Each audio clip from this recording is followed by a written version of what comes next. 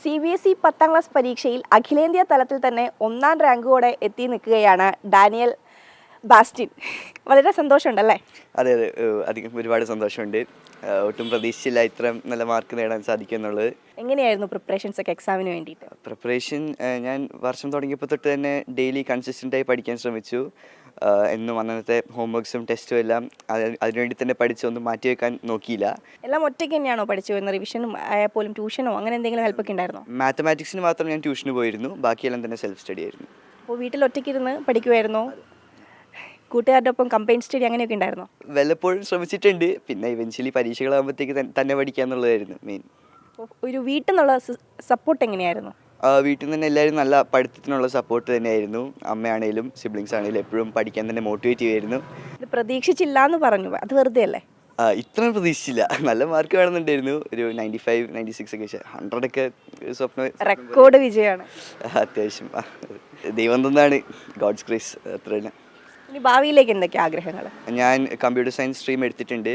JEE coaching start ചെയ്യുന്നുണ്ട്. IIT ആണ് ലക്ഷ്യം. ഇപ്പോൾ പാലാ കോച്ചിങ് സെൻറ്ററിൽ നിന്നൊക്കെ ആൾക്കാർ വന്ന് കണ്ടു, എന്താ?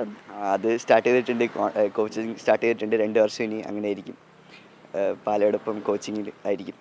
മറ്റൊരു കാര്യമുള്ളത്, അമ്മയ്ക്ക് ഇതുപോലെ 99-ൽ 13ാം റാങ്ക് വാങ്ങിയിട്ടാണ് ഇതുപോലെ 10ാം ക്ലാസ് പാസ്സായത്. അപ്പോൾ ഒരു റാങ്കിൻ്റെ ഒരു ചരിത്രമുള്ള ഫാമിലി കൂടിയാണ്. അപ്പോൾ അവിടേക്ക് 500-ൽ 500 മാർക്ക് വാങ്ങി മകനിങ്ങനെ മികച്ച വിജയം നേടി നിൽക്കുമ്പോൾ അത് വലിയ സന്തോഷം.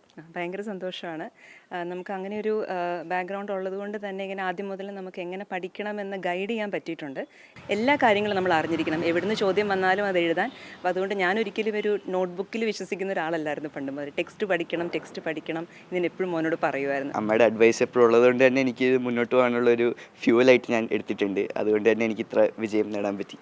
അപ്പോൾ അനിയത്തിമാരൊക്കെ ഉണ്ട്, അപ്പോൾ അവർക്ക് കൊടുക്കാനുള്ള അഡ്വൈസ് ഒക്കെ എന്തൊക്കെ ഈ പഠനത്തിൽ? പിന്നത്തേക്ക് മാറ്റി വെക്കുന്നത് പറ്റുന്നത്ര ഒഴിവാക്കുക.